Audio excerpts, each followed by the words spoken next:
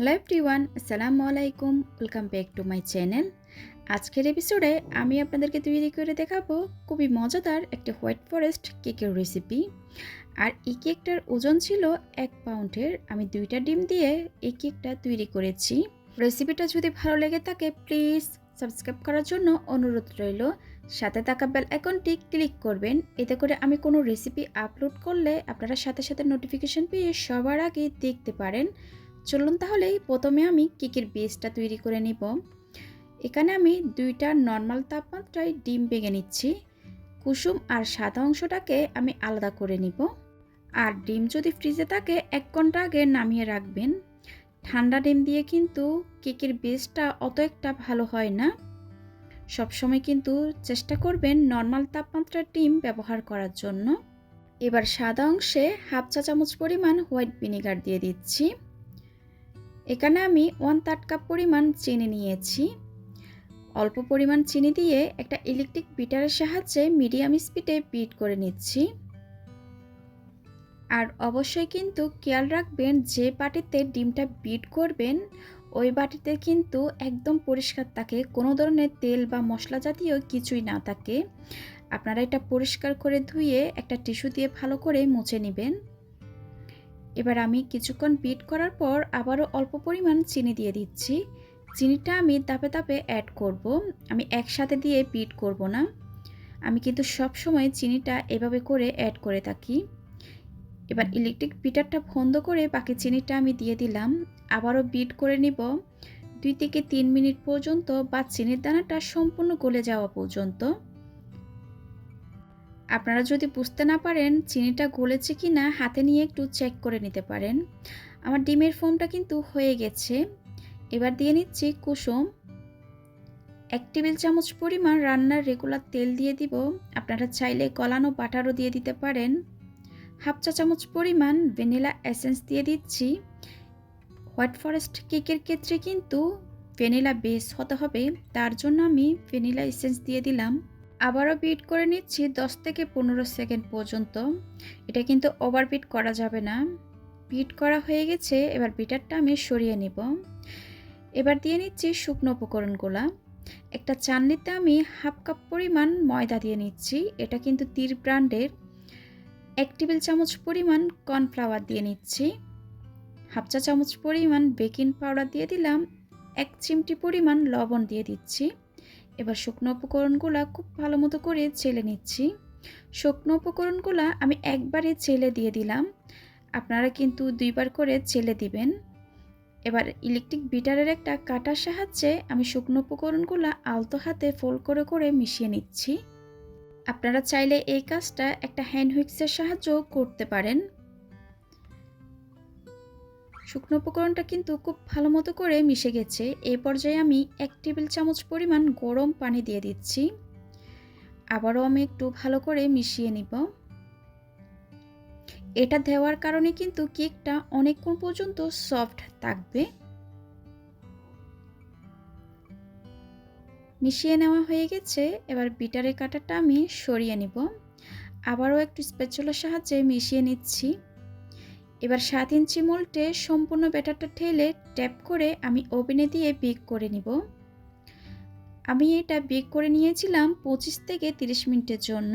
এক এক ওভেনের তাপমাত্রা কিন্তু এক এক রকম, আপনারা সেটা বুঝে ওভেনে বেক করে নেবেন। আর সবসময় কিন্তু ইলেকট্রিক ওভেনটা প্রিহিট করে নিতে হবে। কেকটা কতটা সফট হয়েছে আমি কিন্তু আপনাদেরকে দেখিয়ে দিয়েছি। কেকটা ঠান্ডা হয়ে যাওয়ার পর 2টা ভাগে স্লাইস করে নিয়েছিলাম। এবার 10 ইঞ্চি একটা বোর্ড নিয়ে নিলাম। বোর্ডে সামান্য পরিমাণ ক্রিম দিয়ে একটা কেকের লেয়ার বসিয়ে দিচ্ছি। এবার কেকটাতে আমি সুগার সিরাপ ব্রাশ করে নেব। এখানে আমি 1/3 কাপ পরিমাণ দুধ নিয়েছি, আর 2 টেবিল চামচ চিনি মিশিয়ে দুধটা আমি সুগার সিরাপ হিসাবে তৈরি করে নিয়েছি। আপনারা চাইলে দুধের পরিবর্তে পানিটা ব্যবহার করতে পারেন। এবার চামচের সাহায্যে আমি সুগার সিরাপটা দিয়ে নিচ্ছি কেকের উপর। স্পঞ্জ কেকে কিন্তু সবসময় সুগার সিরাপটা ব্রাশ করতে হয়। এবার পরিমাণ মতো ক্রিম দিয়ে নিচ্ছি। প্যালেট নাইফের সাহায্যে ক্রিমটাকে আমি চারিপাশে ছড়িয়ে দিব। ক্রিমটা আপনারা কম বেশি করে নিতে পারেন, এটা ডিপেন্ড করবে আপনাদের টেস্ট অনুযায়ী। এবার সবচেয়ে গুরুত্বপূর্ণ কথা বলবো, হোয়াইট ফরেস্ট কেকের ক্ষেত্রে কিন্তু ভ্যানিলা বেস হতে হবে, আর প্রত্যেকটা লেয়ারে কিন্তু আপনাদেরকে চেরি ফিলিং ব্যবহার করতে হবে। এটা আমি 100 গ্রাম 80 টাকা দিয়ে নিয়েছিলাম, যেখানে আমি কেকের ক্রিমগুলো নিয়ে থাকি ওইখান থেকে নিয়েছিলাম। আর এটা আপনারা নর্মাল ফ্রিজে রেখে 1 সপ্তাহ থেকে 10 দিন পর্যন্ত রেখে খেতে পারেন, আর ডিপ ফ্রিজে কিন্তু 1 থেকে 2 মাস রাখতে পারেন। এবার পরিমাণ মতো আমি দিয়ে নিচ্ছি, এটা আপনারা কতটুকু খেতে চান অতটুকু দিয়ে দিবেন। আর আপনারা যদি চেরি ফিলিংটা ব্যবহার করতে না চাইলে যে কোনো ফলের ফিলিং ব্যবহার করতে হবে। এবার কেকের দ্বিতীয় লেয়ারটা বসিয়ে দিচ্ছি, আবারও আমি সুগার সিরাপ দিয়ে নিব। যারা আমার চ্যানেলে নতুন এসেছেন প্লিজ সাবস্ক্রাইব করার জন্য অনুরোধ রইল। সাথে থাকা বেল আইকনটি ক্লিক করবেন, এতে করে আমি কোনো রেসিপি আপলোড করলে আপনারা সাথে সাথে নোটিফিকেশন পেয়ে সবার আগে দেখতে পারেন। আমার চ্যানেলে কিন্তু সব সময় স্পঞ্জ কেকের রেসিপিগুলো শেয়ার করা হয়। অনেকে কিন্তু ময়েস্ট কেকের রেসিপি দেখতে চেয়েছিলেন, তার জন্য কিন্তু অলরেডি আমার চ্যানেলে ভ্যানিলা ময়েস্ট কেকের রেসিপি শেয়ার করা হয়েছে। আপনারা চাইলে সেখান থেকে সেই রেসিপিটা দেখে নিতে পারেন। এবার কেকটাকে আমি খুব ভালো মতো করে ক্রাম কোটিং করে নিয়েছি। ফ্রিজে রেখে দিয়েছিলাম আধা ঘন্টার জন্য। আপনাদের হাতের কাছে যদি কম সময় থাকে 10 মিনিটের জন্য রেখে দিবেন। আবারও কেকটাকে ফ্রিজ থেকে বের করে এবার আমি মোটা করে ক্রিমটা দিয়ে নেব। কেকের চারিপাশে আমি মোটা করে ক্রিমটা দিয়ে নিচ্ছি। চারিপাশে ক্রিমটা দিয়ে নেওয়া হয়ে গেলে প্যালেট নাইফের সাহায্যে উপরেও আমি ক্রিম দিয়ে নিচ্ছি। আপনারা চাইলে প্যালেট নাইফ না থাকলে স্কেল দিয়েও এই কাজটা করতে পারেন। এবার কেকটাকে আমি অতিরিক্ত ক্রিমটা আমি প্যালেট নাইফের সাহায্যে তুলে নিচ্ছি। যে জায়গায় ক্রিমটা কম হবে ওই জায়গায় আমি আবার ক্রিম দিয়ে নিচ্ছি। এবার কেকটাকে আমি স্মুথ করে নিচ্ছি একটা স্ক্রাপারের সাহায্যে। কেকের চারিপাশে স্মুথ হয়ে আসলে আমি প্যালেট নাইফের সাহায্যে উপরেও স্মুথ করে নিচ্ছি। কেকটা স্মুথ করার সময় কিন্তু প্যালেট নাইফটা বারবার টিস্যু দিয়ে মুছে নেবেন, এতে করে কেকের ফিনিশিংটা খুব সুন্দর আসবে। স্মুথ ফিনিশিং চলে আসার পর এবার একটা টুডি নজল দিয়ে কেকের চারিপাশে আমি ফুল তৈরি করে নিচ্ছি। ডিজাইনটা কিন্তু আপনারা আপনাদের পছন্দ অনুযায়ী করে নিতে পারেন। আর পারফেক্টভাবে কিভাবে ক্রিমটা তৈরি করবেন আমার চ্যানেলে ভিডিও দেওয়া আছে, চাইলে সেখান থেকে দেখে নিতে পারেন। আপনাদের বোঝার সুবিধার্থে আমি লিঙ্ক ডিসক্রিপশন বক্সে দিয়ে দিব, ওইখান থেকেও দেখে নিতে পারেন। এবার আমি কিছু গ্রেট করা চকলেট দিয়ে নিচ্ছি। কেকের উপর খুব ভালো মতো করে চকলেট দিয়ে নেওয়া হয়ে গেছে। এবার কেকের সাইডও আমি কিছু চকলেট দিয়ে নিচ্ছি। এই চকলেটটা দেওয়ার কারণে কিন্তু কেকটা খেতে আরও বেশি টেস্টি হয়ে যায়। যেহেতু এটা হোয়াইট ফরেস্ট কেক, উপরে কিন্তু কিছু চেরি দিচ্ছি আমি। চেরি দেওয়ার কারণে কিন্তু কেকটা মাশাআল্লাহ আরও বেশি সুন্দর লাগছে। এরই মধ্যে আমার কেক ডেকোরেশনটা কমপ্লিট হয়ে গেছে। মাশাআল্লাহ কেকটা কিন্তু সামনাসামনি দেখতে অনেক বেশি সুন্দর লাগছে। এবার কেকটা আমি আপনাদেরকে কেটে দেখিয়ে দিচ্ছি। অনেকে মিষ্টি খাবারের সাথে টক ভাবটা পছন্দ করেন না, আর যারা পছন্দ করেন কিন্তু এই কেকটা তৈরি করে নিতে পারেন। এটা কিন্তু একটু টক টক হয়ে থাকে। মাশাআল্লাহ কেকটা খেতে কিন্তু অসাধারণ হয়েছে। হ্যালো এভরিওয়ান, আসসালামু আলাইকুম, welcome back to my channel. আজকের এপিসোডে আমি আপনাদের সাথে শেয়ার করব 1.5 পাউন্ড একটা খুবই মজাদার কেকের রেসিপি। আজকের রেসিপিতে থাকছে কেকের বেস, কেক ডেকোরেশন, আরও থাকবে অনেকগুলো টিপস যারা নতুন কাজ করছেন তাদের অনেক কাজে আসবে। চলুন তাহলে রেসিপিটি দেখে নেওয়া যাক। প্রথমে আমি শুকনো উপকরণগুলো চেলে নিব। তার জন্য একটা চাকনিতে 2/3 কাপ পরিমাণ ময়দা নিয়ে নিচ্ছি। 1/3 কাপ দিয়ে 2 বার দিলে 2/3 কাপ হয়ে যাবে। আর এখানে আমি তীর ব্র্যান্ডের ময়দাটা নিয়েছি। 2 টেবিল চামচ পরিমাণ কর্নফ্লাওয়ার দিয়ে দিলাম। আচ্ছা, কর্নফ্লাওয়ারটা কেন দেওয়া হয় এটা আমি পরে বলছি। 1 চা চামচ পরিমাণ বেকিং পাউডার দিয়ে দিয়েছি, 1/4 টিস্পুন পরিমাণ লবণ। এবার শুকনো উপকরণগুলো খুব ভালো মতো করে চেলে নিব। শুকনো উপকরণগুলো চেলে নেওয়া হয়ে গেলে একটা হ্যান্ড হুইক্সের সাহায্যে শুকনো উপকরণগুলো খুব ভালো মতো করে মিশিয়ে নিচ্ছি। এটা কিন্তু খুবই ইম্পর্ট্যান্ট, শুকনো উপকরণগুলো খুব ভালো মতো করে মিশিয়ে নিতে হবে। শুকনো উপকরণগুলো মিশিয়ে নেওয়া হয়ে গেলে একপাশে ঢেকে রেখে দিব। অন্য একটা পাত্রে রুমের স্বাভাবিক তাপমাত্রায় 3টা ডিমের সাদা অংশ আর কুসুমটাকে আলাদা করে নিচ্ছি। ডিমগুলো ফ্রিজে থাকলে 1 ঘন্টা আগে ফ্রিজ থেকে বের করে রাখবেন। সাদা অংশে যেন কুসুমটা একদমই না পড়ে, এটা কিন্তু খেয়াল রাখতে হবে। আমি এখানে কুসুমটা একপাশে রেখে দিচ্ছি। এবার সাদা অংশে আমি হাফ চা চামচ পরিমাণ হোয়াইট ভিনিগার দিয়ে দিলাম।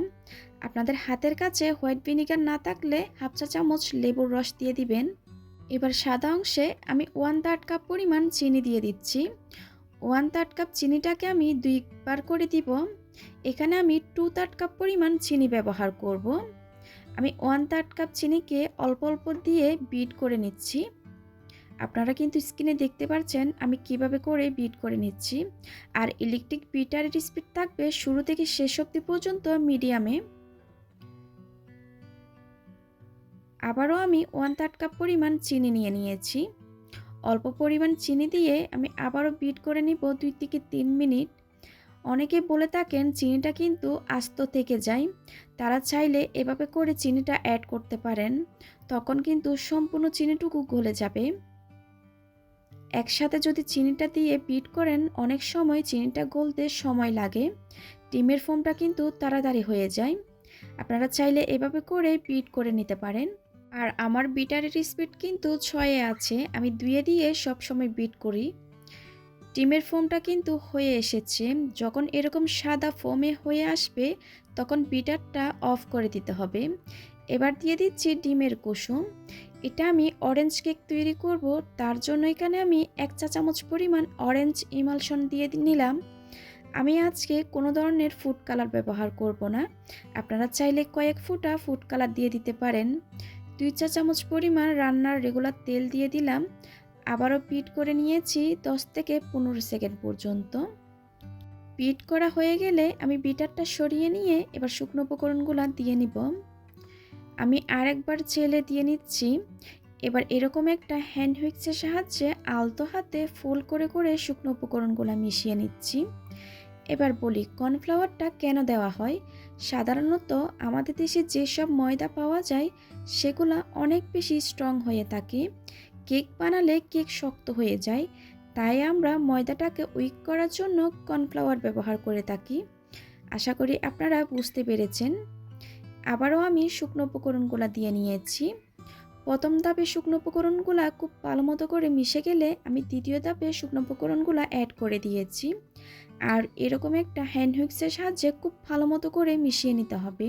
অনেক সময় ব্যাটারে কিন্তু দুধ প্রয়োজন হয়, আমার এই ব্যাটারে কিন্তু কোনো ধরনের দুধ প্রয়োজন হয় নাই। এটা কিন্তু অবশ্যই ডিপেন্ড করে ডিমের সাইজ অনুযায়ী, অনেক সময় ডিমটা ছোট হয় আবার বড়। আর ব্যাটারের ঘনত্ব কীরকম হবে আমি দেখিয়ে দিচ্ছি, ঠিক এরকমই হবে। এবার 7 ইঞ্চি মোল্ডে সম্পূর্ণ ব্যাটারটা ঢেলে নিয়ে আমি একটু ট্যাপ করে ওভেনে বেক করে নিব 160 ডিগ্রিতে 25 থেকে 30 মিনিটের জন্য। 30 মিনিট পর কেকটা আমি ওভেন থেকে বের করে নিয়েছি। এবার কেকটা পুরোপুরি ঠান্ডা হয়ে যাওয়ার পর মোল্ড থেকে আমি ছাড়িয়ে নিব। দেখে বুঝতে পারছেন কেকটা কিন্তু কতটা সফট হয়েছে। এবার একটা ব্রেড নাইফ দিয়ে আমি 3টা লেয়ারে কেকটা স্লাইস করে নিচ্ছি। আপনারা চাইলে এই কেকটা 4টা লেয়ারও ভাগ করে নিতে পারেন। আমি আজকে 3টা লেয়ারে ভাগ করে নিব। দেখুন কেকটা কতটা সফট হয়েছে, দেখে কিন্তু বুঝতে পারছেন। আপনারা চাইলে এই কেকটা চুলায়ও বেক করে নিতে পারেন। আমার চ্যানেলে কিন্তু অনেকগুলা কেকের রেসিপি আছে, আপনারা চাইলে সেখান থেকে চুলায় কিভাবে বেক করে দেখে নিতে পারেন। এবার আমি বোর্ডে সামান্য পরিমাণ ক্রিম দিয়ে একটা কেকের লেয়ার বসিয়ে দিচ্ছি। একটু চেপে দিব যাতে করে কেকটা নড়ে চড়ে না যায়। এবার একটা ব্রাশের সাহায্যে সুগার সিরাপ ব্রাশ করে দিচ্ছি। আমি সুগার সিরাপ হিসাবে দুধ ব্যবহার করছি। এখানে হাফ কাপ দুধের সাথে 3 টেবিল চামচ চিনি মিশিয়ে সুগার সিরাপ তৈরি করে নিয়েছি। এবার পরিমাণ মতো ক্রিম দিয়ে একটা প্যালেট নাইফের সাহায্যে আমি চারিপাশে ক্রিমটা ছড়িয়ে দিচ্ছি। এবার দ্বিতীয় লেয়ারটা বসিয়ে দিয়েছি। আবারও আমি সুগার সিরাপ ব্রাশ করে দিচ্ছি। আপনারা চেষ্টা করবেন ব্রাশের সাহায্যে সুগার সিরাপটা দেওয়ার জন্য। আবারও আমি ক্রিম দিয়ে প্যালেট নাইফের সাহায্যে চারিপাশে দিয়ে দিব। ক্রিমটা আপনারা আপনাদের টেস্ট অনুযায়ী বুঝে দিবেন, কম বেশি করে নিতে পারেন। আবারও আমি তৃতীয় লেয়ারটা বসিয়ে দিচ্ছি, আর আমি সবসময় নিচের লেয়ারটা উপরে দিই। আবারও সুগার সিরাপ ব্রাশ করে নিচ্ছি। আপনারা চাইলে সুগার সিরাপটা পানি দিয়েও তৈরি করে নিতে পারেন। এবার কেকটাকে আমি খুব ভালো মতো করে ক্রাম কোটিং করে নিব। ক্রাম কোটিংটা করে নিলে কিন্তু পরবর্তী যখন আপনারা কভার করবেন কেকটা, তখন কিন্তু স্মুথ একটা ফিনিশিং আসবে, তখন কিন্তু উপরে ক্রামগুলো উঠে আসবে না। খুব ভালো মতো করে ক্রাম কোটিংটা হয়ে গেলে আমি ফ্রিজে রেখে দিব, ক্রিমটা যেন সেট হয়ে যায় আধা ঘন্টার জন্য। আপনাদের হাতের কাছে কম সময় থাকলে 10 মিনিটের জন্য রেখে দিবেন। আধা ঘন্টা পর কেকটাকে আমি ফ্রিজ থেকে আবারও বের করে নিয়েছি। এবার আমি মোটা করে ক্রিম দিয়ে দিব। আপনারা যেরকম স্ক্রিনে দেখতে পাচ্ছেন, আমি প্যালেট নাইফের সাহায্যে মোটা করে ক্রিমটা দিয়ে নিচ্ছি। সাইডে যখন খুব ভালো মতো করে ক্রিম দেওয়া হয়ে যাবে, আমি উপরও ক্রিমটা দিয়ে দিব। প্যালেট নাইফের সাহায্যে অতিরিক্ত ক্রিমটা আমি তুলে নিব। এবার একটা স্ক্রাবারের সাহায্যে আমি একটু স্মুথ একটা ফিনিশিং দিয়ে নিচ্ছি। আর এই স্মুথ ফিনিশিংটা কিন্তু একদিনে আসবে না, এটা কিন্তু বারবার কাজ করলে স্মুথ ফিনিশিংটা চলে আসবে। আর আমি আপনাদেরকে একটু দেখিয়ে দিচ্ছি স্ক্রাবারটা কিভাবে ধরবেন। এভাবে করে ট্রায়াঙ্গেল করে ধরলে স্মুথ ফিনিশিংটা খুব তাড়াতাড়ি চলে আসবে। সাইডে স্মুথ ফিনিশিংটা চলে আসলে এবার আমি প্যালেট নাইফ দিয়ে উপরে স্মুথ করে নিচ্ছি। অনেকে বলেন আমার মতো স্মুথ ফিনিশিংটা আসে না। অবশ্যই এটা কিন্তু আপনারা বারবার কাজ করতে থাকলে স্মুথ ফিনিশিংটা হয়ে আসবে। আমি যখন প্রথম কাজ করতাম আমারও কিন্তু এরকম স্মুথ ফিনিশিংটা হতো না। এখন তো আলহামদুলিল্লাহ প্রত্যেকটা দিন আমার কেকের অর্ডার থাকে। কেকটাকে আমি একটু কালার করে নিয়েছি। আমি এভাবে কিন্তু কালারটা করি, এতে করে কেকটা কিন্তু খুব একটা কালারিং হয় না। এবার প্যালেট নাইফ দিয়ে আমি কিছু পাতা করে নিচ্ছি, ঠিক যেরকম আপনারা স্ক্রিনে দেখতে পাচ্ছেন। এটা কিন্তু নির্দিষ্ট না এভাবে করতে হবে বা ওইভাবে করতে হবে, আপনার মন মতো করে নিতে পারেন। পাতা দেওয়া হয়ে গেলে আমি পাইপিং ব্যাগে কিছুটা সাদা ক্রিম নিয়ে নিয়েছি। এবার একটা রোজ নজল দিয়ে আমি কিছুটা ফুল করে নিচ্ছি, ঠিক যেরকম আপনারা স্ক্রিনে দেখতে পাচ্ছেন। প্রথমে দিয়ে দেওয়ার পর আমি দ্বিতীয় ধাপে ফুলগুলা করে নিচ্ছি। আসলে এটা বলে বোঝানো যাবে না এটা কিভাবে করা হচ্ছে, আপনারা স্ক্রিনে দেখে বুঝে নিতে হবে কাজটা কিভাবে করা হচ্ছে। ডিজাইনটা আপনারা আপনাদের পছন্দ অনুযায়ী করে নিতে পারেন। এরকম ডিজাইনে কিন্তু আমার আরও একটা কেক করা আছে, আপনারা চাইলে সেটাও দেখে নিতে পারেন। আমি কিছুটা সুগার বল দিয়ে কেক ডেকোরেশনটা কমপ্লিট করে নিয়েছি। দেখলেন তো কত সহজেই একটা কেক ডেকোরেশন করা যায় খুব কম সময়েই। হ্যালো এভরিওয়ান, আসসালামু আলাইকুম, welcome back to my channel. আজকের এপিসোডে আমি আপনাদেরকে তৈরি করে দেখাবো খুবই মজাদার 2 পাউন্ডের একটা রসমালাই কেক। অনেকে বলে থাকেন কেকটা বেক হওয়ার পর চুপসে যায়, উপর দিয়ে ভেজা ভেজা ভাব থাকে। আজকের রেসিপিটা কিন্তু ডিটেলস আকারে শেয়ার করা হয়েছে, তাই ভিডিওটা স্কিপ না করে সম্পূর্ণ দেখতে থাকুন। আশা করি আজকের রেসিপিটা আপনাদের ভালো লাগবে। ভালো লাগলে প্লিজ আমার চ্যানেলটা সাবস্ক্রাইব করার জন্য অনুরোধ রইল। চলুন তাহলে রেসিপিটি দেখে নেওয়া যাক। প্রথমে আমি শুকনো উপকরণগুলো চেলে নিব। তার জন্য একটা চাকনিতে দিয়ে দিলাম হাফ কাপ পরিমাণ ময়দা, আরও দিয়েছি 2 টেবিল চামচ পরিমাণ ময়দা, 2 টেবিল চামচ পরিমাণ কর্নফ্লাওয়ার দিয়ে দিলাম। আচ্ছা, কর্নফ্লাওয়ারটা কেন দেওয়া হয় আমি একটু পরে বলছি। 1 চা চামচ পরিমাণ বেকিং পাউডার দিয়ে দিলাম, 1/4 টিস্পুন পরিমাণ লবণ দিয়ে দিয়েছি।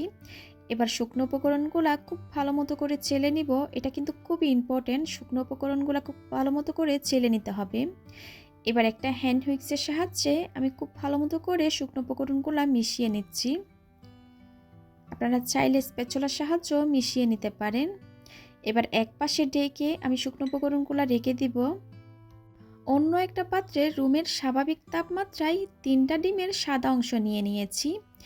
এখানে আমি হাফ কাপ পরিমাণ আরও আমি 1 টেবিল চামচ পরিমাণ চিনি দিয়ে দিব। অল্প পরিমাণ চিনি দিয়ে একটা ইলেকট্রিক বিটারের সাহায্যে মিডিয়াম স্পিডে আমি বিট করে নিচ্ছি। চিনিটা কিন্তু আমি একবারে দিব না, এখানে কিন্তু চিনিটা আমি ধাপে ধাপে অ্যাড করব। চিনিটা একবারে দিয়ে দিলে এটা বিট হতে সময় লাগবে, আর সম্পূর্ণ চিনিটুকু অনেক সময় গলে না। এর জন্য আমি কিন্তু ধাপে ধাপে চিনিটা অ্যাড করছি। এবার সম্পূর্ণ চিনিটা দিয়ে দেওয়ার পর আবারও বিট করে নিব যতক্ষণ না পর্যন্ত চিনির দানাটা মেল্ট হয়ে যাচ্ছে। আর আমি বিটারের স্পিডটা রেখেছি 2-তে। শুরু থেকে শেষ পর্যন্ত লো স্পিডে দিয়ে আমি বিট করে নিব। এতে করে চিনির দানাটা কিন্তু সম্পূর্ণ গলে যাবে। ডিমের ফোমটা কিন্তু হয়ে এসেছে, দেখে বুঝতে পারছেন সাদা ফোমে যখন পরিণত হয়ে যাবে আমি ডিমের কুসুম অ্যাড করে দিচ্ছি। আরও দিয়ে দিব 1 চা চামচ পরিমাণ ভ্যানিলা এসেন্স। আমি এখানে 2 টেবিল চামচ পরিমাণ রান্নার সয়াবিন তেল দিয়ে দিয়েছি। কোনো ক্রমে এটা ভিডিওতে আসে নাই, আপনারা কিন্তু অবশ্যই 2 টেবিল চামচ পরিমাণ তেল ব্যবহার করবেন। আবারও লো স্পিডে আমি 10 থেকে 15 সেকেন্ড বিট করে নিয়েছি। এটা কিন্তু ওভারবিট করা যাবে না। সব কিছু যখন একত্রে ভালোভাবে মিশে যাবে আমি বিটারটা অফ করে নিব। এবার শুকনো উপকরণগুলো আমি ধাপে ধাপে অ্যাড করব। অল্প পরিমাণ শুকনো উপকরণগুলো দিয়ে আমি একটা হ্যান্ড হুইক্সের সাহায্যে আলতো হাতে ফোল্ড করে করে শুকনো উপকরণটা মিশিয়ে নিচ্ছি। এই পর্যায়ে কিন্তু তাড়াহুড়া করা যাবে না। আর শুকনো উপকরণগুলো মেশানোর ক্ষেত্রে কিন্তু সব সময় এক দিক দিয়ে ঘুরিয়ে ঘুরিয়ে এভাবে করে মিশিয়ে নিতে হবে। আপনারা যদি উল্টাপাল্টা করে শুকনো উপকরণগুলো মিশান তাহলে কিন্তু কেকটা অনেক বেশি ফুলে গিয়ে ঠান্ডা হয়ে যাওয়ার পর চুপসে যাবে। এবার বলছি কর্নফ্লাওয়ারটা কেন দেওয়া হয়। সাধারণত আমাদের দেশে যেসব ময়দা পাওয়া যায় সেগুলা অনেক বেশি স্ট্রং হয়ে থাকে, কেক বানালে কেক শক্ত হয়ে যায়। তাই আমরা ময়দাটাকে উইক করার জন্য কর্নফ্লাওয়ারটা ব্যবহার করে থাকি। আশা করি বুঝতে পেরেছেন কর্নফ্লাওয়ারটা কেন দেওয়া হয়। শুকনো উপকরণগুলো আমি 2 থেকে 3 বার করে মিশিয়ে নিয়েছি ব্যাটারের সাথে। আপনারা কিন্তু অবশ্যই 2 থেকে 3 বার করে শুকনো উপকরণটা মিশাবেন, এতে করে ডিমের ফোমটা বসে যাবে না। এবার একটু স্প্যাচুলার সাহায্যে আমি মিশিয়ে নিয়ে ব্যাটারের ঘনত্ব দেখিয়ে দিচ্ছি, ঠিক এরকমই হবে। এ পর্যায়ে আমি ওভেনটা প্রিহিট করতে দিয়ে দিয়েছি 10 মিনিটের জন্য 160 ডিগ্রিতে। এবার সম্পূর্ণ ব্যাটারটা 6 ইঞ্চি মোল্ডে আমি ঢেলে নিব। মোল্ডটা একটু ট্যাপ করে ওভেনে দিয়ে দিব 20 থেকে 25 মিনিটের জন্য। কেকটা হতে 25 মিনিট মতো সময় লেগেছিল। এক এক ওভেনের তাপমাত্রা কিন্তু এক এক রকম, আপনারা কিন্তু সেটা বুঝে ওভেনে দিবেন। আর আপনারা যদি চুলায় করতে চান আমার চ্যানেলে কিন্তু অনেকগুলা কেকের রেসিপি আছে, চাইলে ওইখান থেকে দেখে নিতে পারেন চুলায় কিভাবে বেক করবেন। দেখুন ঠান্ডা হয়ে যাওয়ার পর কেকটা আমি মোল্ড থেকে ছাড়িয়ে নিয়েছি, কতটা স্পঞ্জি হয়েছে। আপনারা যদি হুবহু আমার রেসিপি ফলো করেন তাহলে কিন্তু আপনাদের কেকও এরকম স্পঞ্জি হবে। এবার একটু আমি আপনাদেরকে স্লাইস করে দেখিয়ে দিচ্ছি, আপনারা চাইলে 4টাও করতে পারেন। আমি আজকে 3টা লেয়ারে ভাগ করে নিব। স্পঞ্জ কেকটা কিন্তু উপর দিয়ে ড্রাই ছিল, আপনারা দেখেছেন উপর দিয়ে ড্রাই ছিল, চিনিটা খুব ভালো মতো করে মেল্ট হয়েছে তার জন্য। আপনারা কিন্তু শুরু থেকে শেষ পর্যন্ত লো স্পিডে দিয়ে বিট করে নেবেন, এতে করে সম্পূর্ণ চিনিটা ভালোভাবে মেল্ট হবে আর কেকের উপরেও ভেজা ভাব থাকবে না। এবার একটা 10 ইঞ্চি বোর্ড নিয়ে নিলাম, বোর্ডে সামান্য পরিমাণ ক্রিম দিয়ে কেকের একটা লেয়ার বসিয়ে দিয়েছি। রসমালাই কেক যখন করছি রসমালাই তো লাগবে, রসমালাইয়ের ভেতরে যে রসটা থাকে আমি ওই সিরাপটা ব্যবহার করছি। আমি এখানে কোনো ধরনের দুধ বা চিনি ব্যবহার করি নাই, রসমালাইয়ের ভেতরে যে সিরাপটা থাকে শুধুমাত্র ওইটাই ব্যবহার করছি। খুব ভালো মতো করে মালাইটা দিয়ে দেওয়ার পর আমি ক্রিম দিয়ে নিচ্ছি। আমি কিন্তু অতিরিক্ত ক্রিম দিব না, পাতলা করে ক্রিমের লেয়ারটা দিব। আপনারা চাইলে আপনাদের টেস্ট অনুযায়ী বুঝে দিয়ে দিতে পারেন। এবার আমি বেশি পরিমাণ করে রসমালাইটা দিচ্ছি, এটা কিন্তু আপনারা আপনাদের পছন্দ অনুযায়ী দিয়ে দিতে পারেন। আমি কিন্তু একটু বেশি পরিমাণ দিচ্ছি। কেকটা খুব ভালো মতো করে হাত দিয়ে একটু চেপে দিব, এতে করে কেকটা নড়ে চড়ে যাবে না। আবারও আমি রসমালাইয়ের ভিতরে যে সিরাপটা থাকে ওইটা দিয়ে নিব। প্রতি লেয়ারে কিন্তু রসমালাই সিরাপটা আর রসমালাই থাকবে। যারা আমার চ্যানেলে নতুন এসেছেন প্লিজ সাবস্ক্রাইব করার জন্য অনুরোধ রইল। সাথে থাকা বেল আইকনটি ক্লিক করবেন। এতে করে আমি কোনো রেসিপি আপলোড করলে আপনারা সাথে সাথে নোটিফিকেশন পেয়ে সবার আগে ভিডিওটি দেখতে পারেন। আমি আবারও ক্রিম দিয়ে নিব। এই ধরনের রসমালাই কেকের রেসিপি কিন্তু ক্রিম সহ ডিটেলস আকারে আমার চ্যানেলে কিন্তু ভিডিও দেওয়া আছে, চাইলে সেখান থেকে দেখে নিতে পারেন। আজকের রসমালাইটা কিন্তু আমি বাইরে থেকে কিনে এনে দিচ্ছি, আপনারা চাইলে সেটা ঘরেও বানিয়ে নিতে পারেন। আমার চ্যানেলে কিন্তু অলরেডি ভিডিও দেওয়া আছে, চাইলে সেখান থেকেও দেখে নিতে পারেন। ভুলবশত আমি কিন্তু কেকের লেয়ারটা বসিয়ে দিয়েছি, আবার কিন্তু তুলে আমি খুব ভালো মতো করে রসমালাই দিয়ে নিলাম। আপনারা কিন্তু প্রতি লেয়ারে রসমালাইটা আর সিরাপটা অবশ্যই কিন্তু দিবেন। এবার তৃতীয় লেয়ারটা বসানোর পর আমি উপরে কিন্তু খুব ভালো মতো করে রসমালাইয়ের সিরাপটা দিয়ে নিলাম। এবার কেকটাকে আমি খুব ভালো মতো করে ক্রাম কোটিং করে নিচ্ছি। আমি কিন্তু সব কেকের ক্ষেত্রে কিন্তু ক্রাম কোটিংটা করি, এতে করে পরবর্তী যখন ক্রিমটা দিব তখন কেকের ফিনিশিংটা খুব স্মুথভাবে আসবে, উপরে ক্রামগুলো কিন্তু তখন উঠে আসবে না। কেকটা খুব ভালো মতো করে ক্রাম কোটিং হয়ে গেলে আমি ফ্রিজে রেখে দিয়েছিলাম আধা ঘন্টার জন্য। আধা ঘন্টা পর কেকটাকে আমি আবারও ফ্রিজ থেকে বের করে নিয়েছি। এই পর্যায়ে আমি কেকের সাইডে আর উপরে খুব ভালো মতো করে ক্রিমটা দিয়ে নিচ্ছি একটা প্যালেট নাইফের সাহায্যে। আপনাদের হাতের কাছে প্যালেট নাইফটা না থাকলে স্কেল দিয়েও এই কাজটা করতে পারেন। কেকের সাইডে খুব ভালো মতো করে ক্রিমটা আমি ছড়িয়ে দিচ্ছি।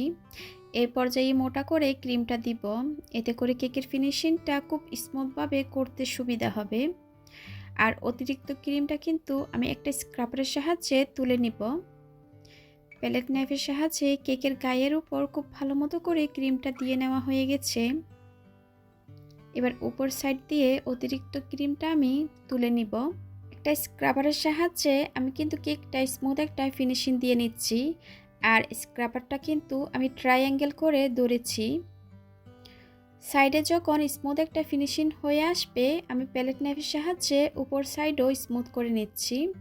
এটা কিন্তু অত একটা স্মুথ করতে হবে না, উপরে কিন্তু অনেকটা ফুল রসমালাই বসবে। এবার একটা টুটি নজল দিয়ে আমি সাইডে কিছু ফুল করে নিচ্ছি। এই ফুলটা কিন্তু যে কেউ করতে পারবে, মাঝখান দিয়ে ধরে একটু ঘুরিয়ে দিলে এই ফুলটা তৈরি হয়ে যাবে। আপনারা কিন্তু স্ক্রিনে দেখে বুঝতে পারছেন এই কাজটা কিভাবে করা হচ্ছে। যারা কিন্তু একদমই ডিজাইন পারেন না তারাও এই কাজটা করতে পারবেন। এইভাবে করে সম্পূর্ণ ফুলগুলা আমি দিয়ে নিলাম। এবার একটা ছোট টুটি নজল দিয়ে আমি একটা ডিজাইন করে দিচ্ছি। এটা অবশ্যই আমি বলে বোঝাতে পারবো না, আপনাদেরকে স্ক্রিনে দেখে বুঝে নিতে হবে কাজটা কিভাবে করা হচ্ছে। আর এই নজলের কিন্তু কোনো ধরনের নাম্বার নাই। ডিজাইনটা হয়ে গেছে। এবার আমি কিছু রসমালাই উপর দিয়ে বসিয়ে দিচ্ছি। আপনারা কিন্তু ডিজাইনটা এভাবে না করে অন্যভাবেও করতে পারেন আপনাদের পছন্দ অনুযায়ী। এবার কিছু পিস্তাশু বাদাম দিয়ে আমি কেক ডেকোরেশনটা কমপ্লিট করে নিচ্ছি। আমার চ্যানেলে অনেক ধরনের রসমালাই কেকের রেসিপি আছে, চাইলে সেখান থেকে আপনাদের পছন্দ অনুযায়ী ডিজাইনটা করে নিতে পারেন।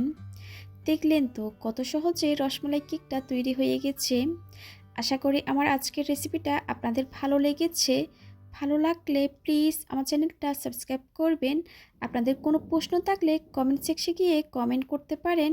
আজকের মতো বিদায় নিচ্ছি। সবাই খুব ভালো থাকবেন, সবাই সবার জন্য দোয়া করবেন। আল্লাহ হাফেজ।